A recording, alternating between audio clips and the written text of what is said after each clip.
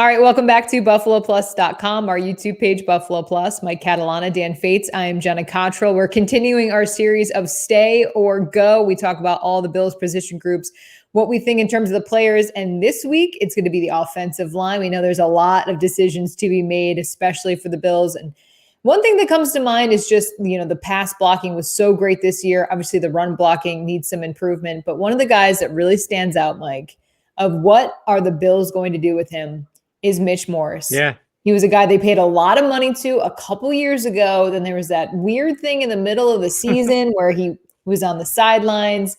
What do you make of what they do now? I'm confused by the way they talk about Mitch Morse.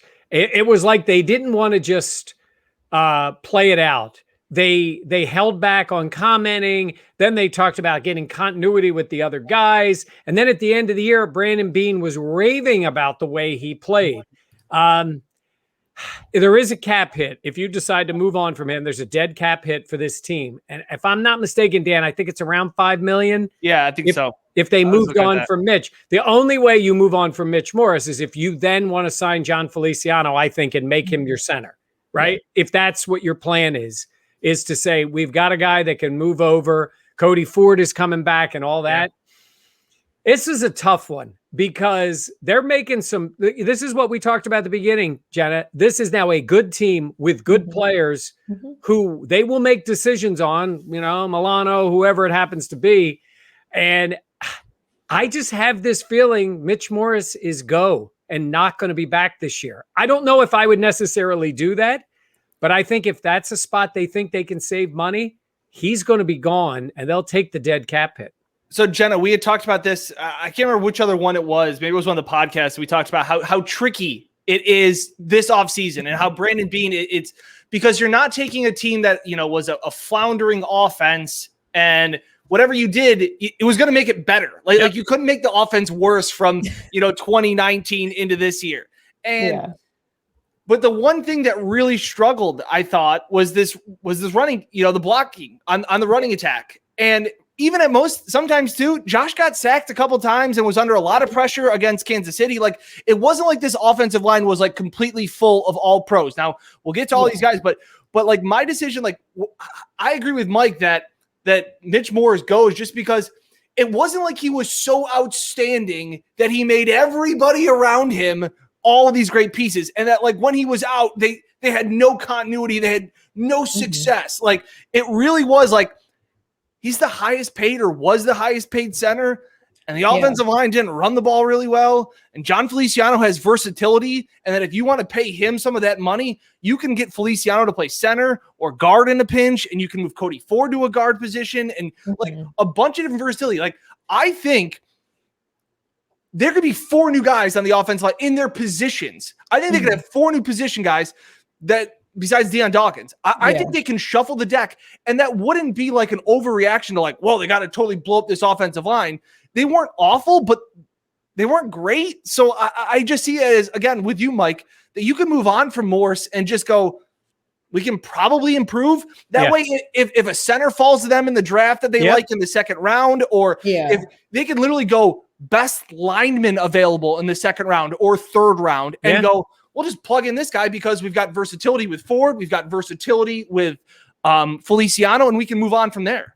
I think versatility too is so huge for this Bills team. They've talked about it so much since Brandon Beane and Sean McDermott got here. They like guys that can play in different spots. We know Cody Ford is an example of that, obviously before the injury. But I think because of that, that's leading me to believe, under the inclination of like, maybe they would move on from Mitch Morse just because he is so expensive and you can have someone else play that position. Like we said, when he went down, Jon Feliciano came in, and it was pretty seamless in terms of the transition, realistically. It was good enough to keep Morse on the sidelines healthy. Yeah, exactly. Yeah. So that's definitely something that, I mean, you look at it though, I feel like a couple years ago they had to rebuild this offensive line, and it's like, this year is it going to be something similar? It could be, Jenna. It's it's funny. Like Dan was talking about, anything would have made him better. It was like my first apartment in Binghamton. Like anything I brought in there made it better because it was so bad. And then your standards, your standards get a little higher. Well, it didn't make Binghamton any better. Sorry. Was anybody in Binghamton hearing that? Sorry.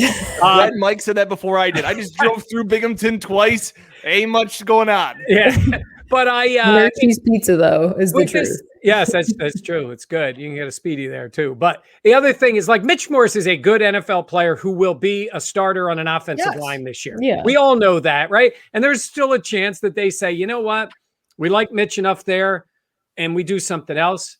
But I think we're looking at it bigger picture with this team aggressively. I think, as Dan was hinting at, where you get the best linemen in there, including some rookies and whoever.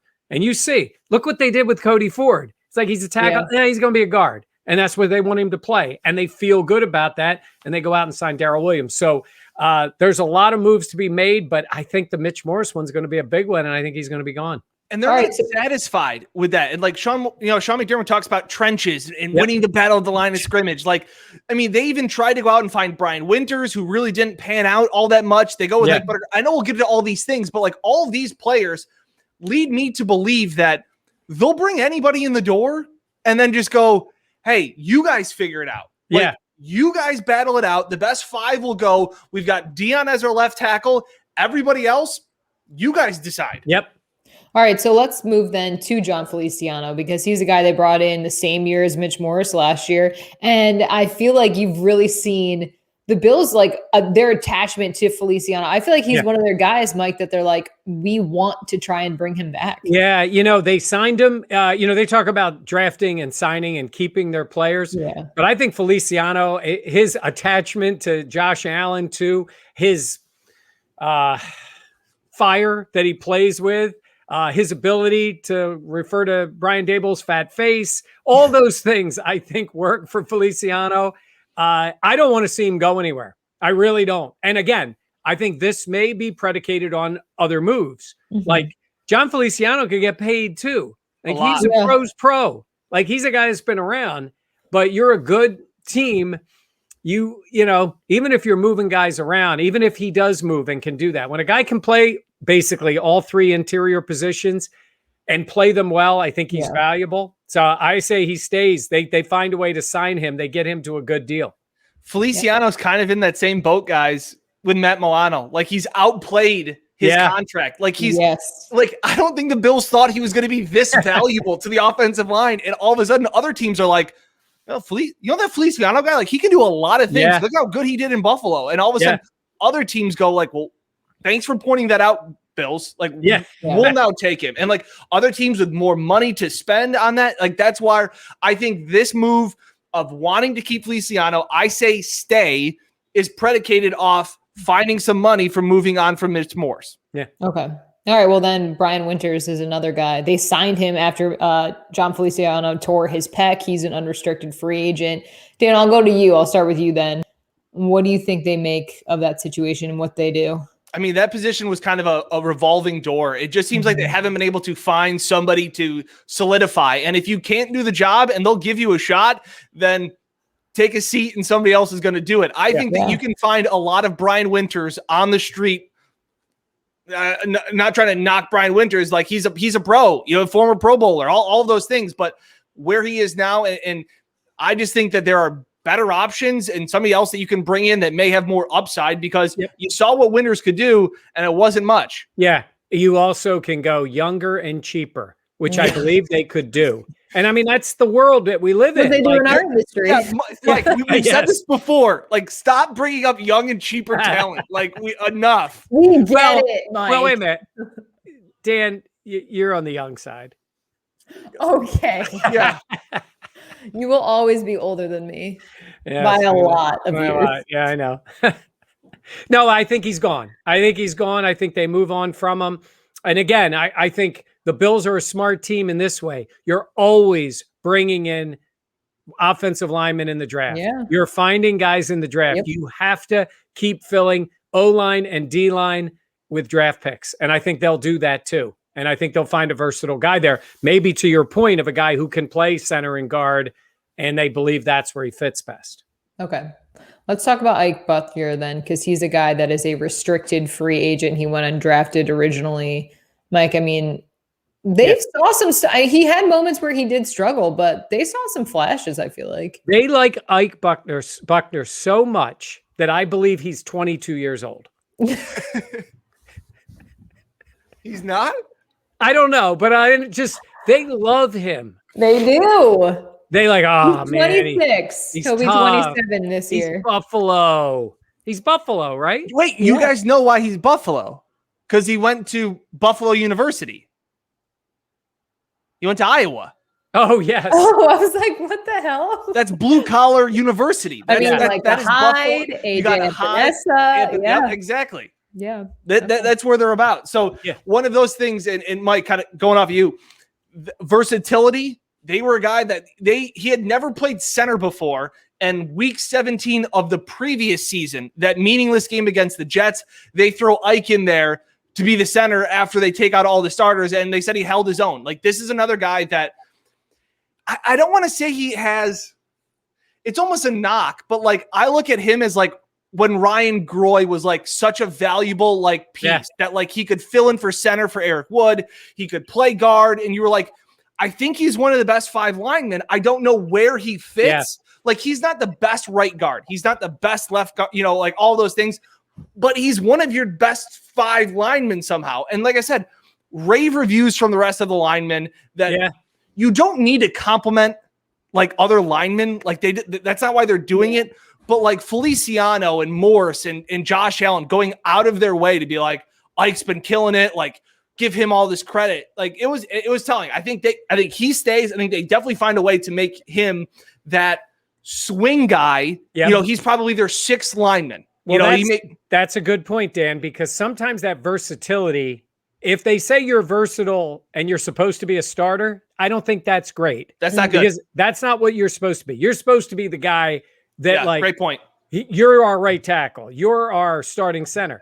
But when you're the other guy and you can spot start and you can play left guard, you can play center, you can do those things. They know they can put you on the field. You don't make the mental mistake, all that stuff. That keeps you on the roster. That keeps you on the team and playing. And I think Ike's back that way. It's funny you bring that up. Wait, Dan, do you have a final point? Well, no, move on. It's funny. We make some of these comparisons like to other sports and stuff like that. Like, Ike Boettger is like that utility guy off the bench that like he always gets in every game in a baseball game. Like he comes in for a defensive replacement. He pinch runs, but he's never going to crack the starting 9 every single game. Right. But teams are like, hey man, we're really glad that we can have him if somebody gets injured in a spot start. So again, I didn't expect going into last season that we'd be sitting here on a video being like, man, Ike Boettger is really important to this Bills team. But moving forward, you're like, this is the guy. And that's why I made the comparison to Ryan Groy, because he was a guy that eventually, I mean, he did get paid and really kind of fizzled out. Like that's what I'm saying. Like he did not live up to the hype. But I remember when, this team, it was the Rex Ryan days where I was like, I think Groy's one of the best 4 linemen, and it just didn't end up working out. But I think that's the value that Boettger gives you.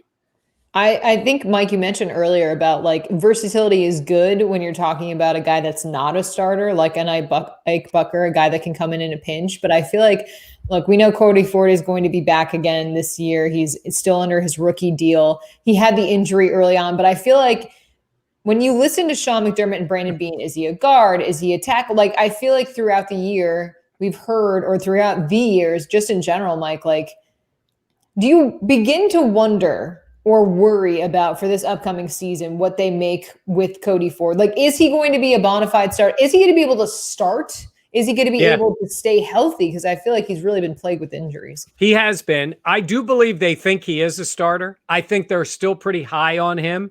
But, I mean, this is a good year to show it in this case because, they moved him basically from tackle. There was even that talk at the combine, like, where's he going to end up being? And then he's playing inside, then he gets hurt. So I do think they're confident that he has ability to play. And I do believe they look at him as a starter. Mm-hmm. I think they think he's a starter. And while I know teams look at players as players and they're going to play the best guys, he's a draft pick. He's a high draft pick. Like, they want to give him that chance to show what he can do. And I think the plan right now, he's penciled in as a starter on the O-line. Yeah, I agree. Where that is may depend on another guy we talk about, but I just think that, Mike, that's a great point, that they're going to give him every chance to succeed. They're going to give him 3-4 chances. They're going to give him the shot at right tackle. I thought he was okay at right tackle. It didn't end up working out. They definitely moved him inside. And by that point, he was pretty banged up, from what Brandon Beane had said, that they pretty much had to pull him off the field because of how banged up he was. So again, a young guy that I think they're going to give every opportunity to. So obviously staying, and I'm with you, Mike, penciled in somewhere, Jenna, on the starting line. Yeah, we'll see if he plays next to Deion Dawkins too, because I feel like they were getting into a rhythm. Yeah. Now we'll work our way to the outside. We know Deion Dawkins is obviously back. Yeah, he's their franchise guy. They just signed a new contract this past year, and we know Brandon Beane and Sean McDermott love everything that he brings. But I feel like on the other side, Daryl, I always forget his name. Daryl Williams. Daryl. You're right. Daryl Williams. Okay, yeah. I feel like there's a lot. That's the best thing about a right tackle, that you don't know his name. If he was a turnstile, Jenna, you would know his name. Or he was getting a holding call all the time. Yeah. That's good. That's the best compliment you can give to an O-lineman. Who's that guy that plays right tackle for the Bills? Because I don't know his name. It's a great compliment, Jenna. I was going to say, because we don't need to know, because it's not usually an issue. Yes, but Mike, Daryl Williams. Yeah. He's going to get paid. He's an unrestricted free agent. He's going to get paid. And I think he's gone. I think he's going to be a guy who's going to say, I played really well. I've been around this league. And I was on the Zoom call with him the one day, and it was right at the end of the year. And he was very complimentary of Buffalo. Loved his time there. But to me, he sounded like, I'm an NFL guy, and I like Buffalo a lot, and I loved the winning, and it was a lot of fun. But I'm a pretty good player. And his agent, this is what we talk about. Matt Milano, a big story. The Matt Milano is going to test free agency. I think the Bills know that, whatever it is. His agent can't talk to other teams. Okay, about him, or about Daryl Williams. Daryl Williams is going to know what's out there. Now, I do believe at the right number, the Bills want him back. But, he's a tackle in the NFL. Like, those guys get paid. And so are the Bills ready to pony up? And like we said, you invested in Cody Ford, you invested in Deion Dawkins. Like, are you going to move him to tackle? There are guys that can play there. Yeah. And the question is, how much money? But I do believe when a guy thinks there's a lot of money out there, you cannot begrudge him from going for that money. They all want to win, but you got to go for the money. Yeah. Perfect comparison for Daryl Williams this year. Jordan Phillips last year. A guy that was a journeyman, really couldn't find, kind of, sputtering his wheels. Like I said, I think he was Daryl Williams was a second team All-Pro one year in Carolina, and then just kind of fizzled out. And obviously he's going to cash in off a big year. Mike, you always talk about, we talked about linebackers, wanting to get those big contracts and things like that. Like, this could be Daryl Williams' last big contract. Go sign a big 3-year deal. Go be a right tackle somewhere, wherever they will pay you the most money. Get your agent, everybody, your family, get your chickens in a row, as Marshawn would say. Like, take care of yourself. Yeah, but you have to do that. I mean, that's the league. And I know fans, look, you would say, like, man, I want to be back. I think all things being equal, I think he really liked his time in Buffalo. And they're winning. Like, they're a good team. That's what else makes this different. Yeah. Like before, if the Bills were, said like, oh, are they really going to have this guy come back? I think a lot of players would like to stay in Buffalo. What they're building, especially when you've been inside that locker room, and what guys talk about, just everything that's going on with Josh Allen and the progress. Right. But money talks. Like that's the bottom line. How many zeros are you going to put on my especially check? when we're talking about potentially bigger money, like again. Paying a right tackle. And there are some teams, when you get a team in this league that has tried 2 or 3 times to fill a position, right? And they're like, what's that guy? Do we draft high? But we have other needs early in the draft, and there's not great tackles, whatever. And they just go out and go, this guy's a pro. He played well in Buffalo, fits our scheme, blah, blah, blah. We're going to pay him. And he gets paid. It doesn't always work out. Works out for the guy getting the paycheck, but it doesn't always work out. So I just think he played really well. I think the Bills were very happy with how he played. But I think we've talked about this before. Once you see free agency, once that door opens up, it's hard for the team to get him back, and I think he'll get paid.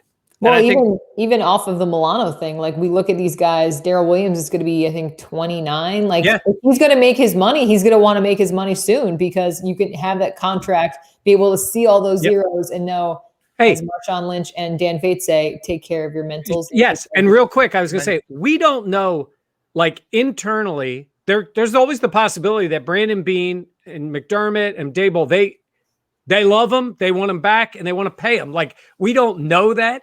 Right. I just feel like based on the way we've been talking about this line and what they feel like they can do, and with a quarterback like Josh who can move and make plays and maybe they go a different direction, I don't think they're going to get themselves caught up in a big contract there at the right side. I just don't. 100% agree. And that's an interesting take too, because Josh, his progress, his development can cover up some issues on offensive lines. The way that, Brian Daboll and him, and they've kind of did this, Josh was getting the ball out of his hands pretty quickly at times when he was really feeling it. And obviously we know his scramblability, but I think they can. I think Brandon Beane thinks that he can find another Daryl Williams this offseason. Yeah, I think I do too. Yeah. I agree. I completely agree. Hey, like I didn't know Daryl Williams' name before this season. Jenna didn't know it. His name after so I think they can find another right tackle. Batting 1,000 over here. All right, let's go to Nsekhe then, because he's a guy they brought in a couple years ago. Again, kind of like to fit, plug and place. Obviously didn't play a lot this season, but we know that he's someone that the Bills obviously signed, but unrestricted free agent. I don't foresee him being back. You know how he could be back? He could be back if they let Daryl Williams walk and they got other plans and they signed Nsekhe to a veteran type deal like that, like not a huge money thing. He's he's a guy who's been around. That's the way a guy like that comes back. Now, to Dan's point, I mean, there are other guys out there like him, and it depends on how much money he would get, but I can see that happening too. When the guy they're paying a little more is gone and you want a veteran to sort of be there in case they need it. And now he has had injury issues since he's been with the Bills, so they may go in a totally different direction. But I say it's a possibility that he's back in that way with a pretty team friendly deal. Where we have talked about Daryl Williams and Jon Feliciano have played better than expectations, Nsekhe just hasn't reached the expectation that I think there was the hype of him coming from Washington and just this massive guy, but he was behind the all-pro, left tackle, in Washington. Like, give this guy a chance. It's like, dude, and I just remember saying it, that if he was so good behind the left tackle, and I can't think of the left tackle's name now he's in the 49ers. Williams. Yes. Too many Williams. Oh my God. We're so bad. We're in full off-season mode. Yeah, this is a bad part of the. Oh, it's not Daryl Williams. Yeah, not Daryl Williams. Again, it was the guy that ended up wanting to hold out from Washington. He's in the 49ers now. But I go, if he was so good behind him, they would have found him a chance to play. See, I don't always agree with that though, because I think this year is a little bit different. But you could talk about Jordan Phillips and Shaq Lawson last year. Like maybe there's just someone else that's going to pay Trent way Williams. more money. Trent for Williams, everybody that was screaming Trent Williams. Trent Williams. I said not Daryl Williams. Yeah. So he was behind Trent Williams. Jenna, I just think that like here we are talking about like, especially if you're not a starter, like you're that versatility. Like he should have been playing somewhere for a bad Washington team, and he never did. He filled in, and they were like, "Oh, he was really good in his spot starts." Massive difference, as we have said before. Filling in, and then becoming named a starter. Like I think Nsekhe was penciled in by the Bills when they drafted him to be one of the starting five, and he just didn't reach those expectations and fell into backup fill-in guy. Yeah, and it just was like, okay, so he's backup fill-in guy. But that's what I say is they need that sometimes, and also let's be honest. I always say this: 90-man roster coming to camp. Like sometimes they sign these guys, and it's not guaranteed money, and they find the young guy, and you're gone. So we'll see. We'll see what they do. Well, maybe one of the young guys, Ryan Bates. We know. I feel like some Bills fans are huge Ryan Bates fans. Like he's been with the franchise for 15 years now. It feels like. I think so, 15 or 16. Yeah. Pushing 2 decades almost. No, but Chan brought him in. He's like a fan favorite. He's one of those like low key guys that a lot of the players or the team like the fans like just go after in terms of thinking also like Antonio Williams, guys like that. But Right. I mean, Dan, there's no downside, I feel like, to keeping him. No. I mean, obviously it's like, all right, welcome back. Yeah, man, Mike says you need bodies. You need to get through training camp. You need to get through all these things. Injuries happen. Yeah. And he's a professional NFL lineman. That's my breakdown of Ryan Bates. He's an NFL lineman. The end. But I feel like some people are like obsessed. He's only 24. Yeah. Wow, they signed him when he was 16 or 6. They brought him when he was 6 years old, Mike. Yeah. He came in. He started with the Eagles. They could play him at quarterback right now. Well, we won't get into that. Yeah. I just feel like he's another guy, though, like in terms of a backup that's versatile that you can kind of plug in place. And and he's got a couple years in the system. And, again, I do think there's importance there. And if they see some of that talent, but I keep going back to, they're going to keep, you're either moving up or moving out. And if they keep bringing in young players, and that's what their plan would be, then we see how it plays out. But I mean, I don't think we're talking about a guy that they're expecting to plug into a starting role at the moment. Yeah. Yeah. Okay. All right. Then we'll go to some of the guys that are like practice squad guys. Trey Adams. We know he was signed by the Bills this past off season. Sorry. You guys know why I'm laughing, right? What he said at the combine was to say, I'm not going to get into that. But Dan, are you 12? Guys? It's just so funny. Yes, like honesty, place, I feel like honesty is a good thing to have in any job interview that you're going into. Honesty is a great thing to have. I can't break down any of Trey Adams' film or what he does or what his strengths are. I'll go with he's a body that they can keep around. Especially this, I mean, we just got to see so little, and the camp was so weird. Like, we really don't know, honestly. And there are guys sometimes that they have some plans for. Mm-hmm. This was such an odd year, like because of the way they had versatility in the roster.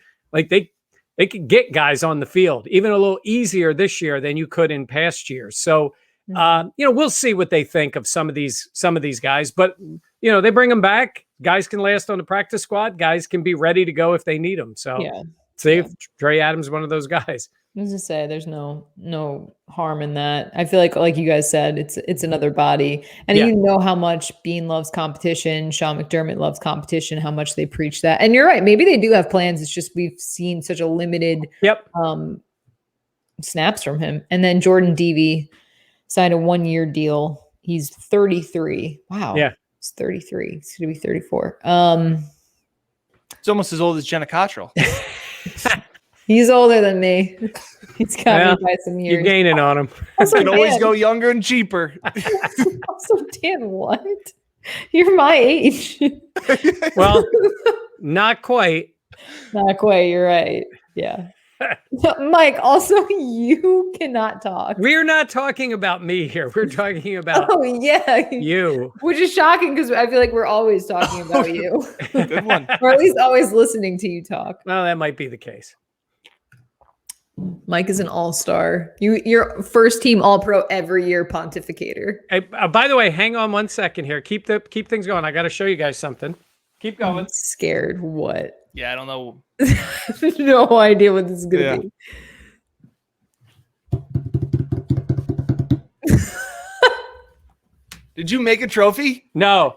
It is from the Atlantic 10, which is the fantasy football league that I have been in with my college buddies and my brother since 1986. Wow. And I won it again this year. Talk about being old. Gave me the trophy to bring in. You remember the 86 season? No, I'm sorry. No. So remember how we were talking about Mike is always talking about himself? This is a prime example. By the way, just plug my fantasy football trophy real quick. Well, I will tell you this.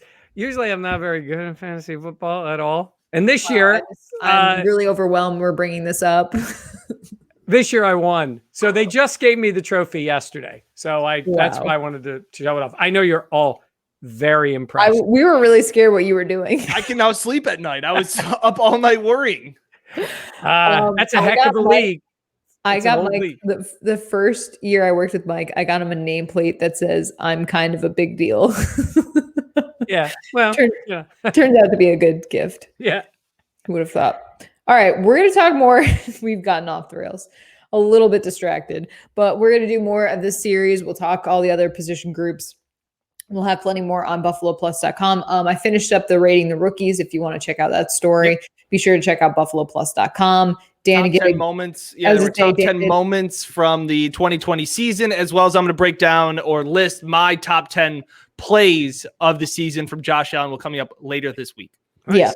Yeah. So we'll get into that as well. So be sure to check that out. For Dan Fetes and Mike Catalana, I am Jenna Cottrell. We'll see you later on. Please make sure to like, comment, and subscribe. We appreciate you guys watching.